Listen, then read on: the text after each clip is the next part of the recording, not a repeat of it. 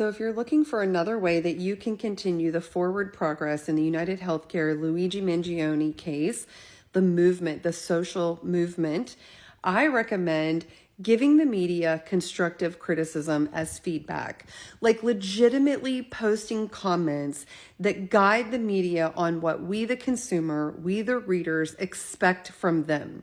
And let me give you an example. Anyone who works in the media knows the headline is the number one thing most people read, and many people drop off after that. This headline is appalling. It says, "The suspect played video game killer." Now, we know that they're baiting us with the connection that violent video games are connected to real life violence. They're baiting us with that, and that is not actually the case. It's not really been proven.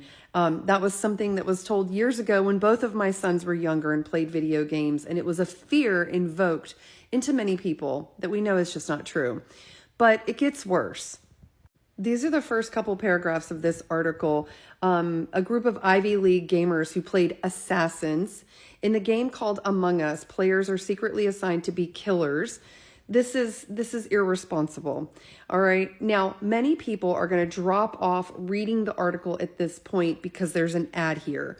Back in my day, when I started in newspaper in 1998, we would call that above the fold, because you could look into a newspaper box, you could see the headline, you could read the photo caption, and you could read a little bit of the paragraph.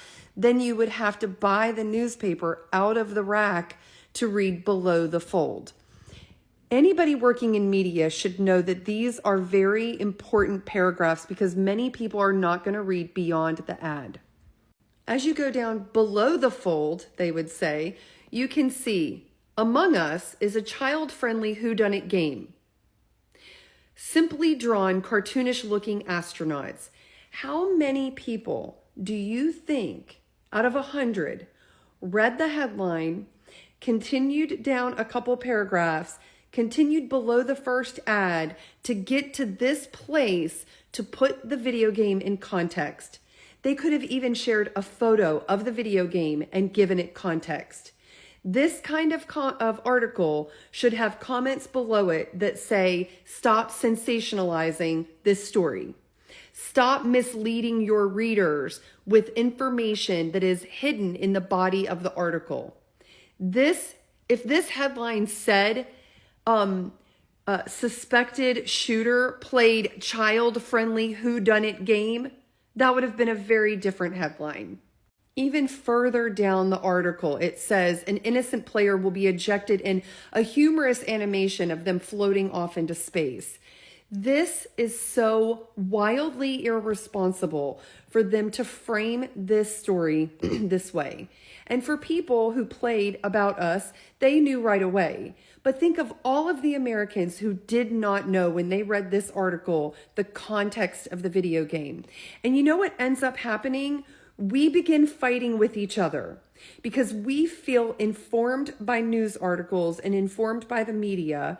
We believe that we've vetted the information enough. It is a trusted news source, yet someone else happens to have more in-depth information about the circumstances, like they've played the game before. When you bury information into the article, all you're doing is misleading the public. So rather than calling them fake news, because this is not fake news, this is poorly reported, this is misleading, this is sensationalized. Tell them what it is and tell them what we expect.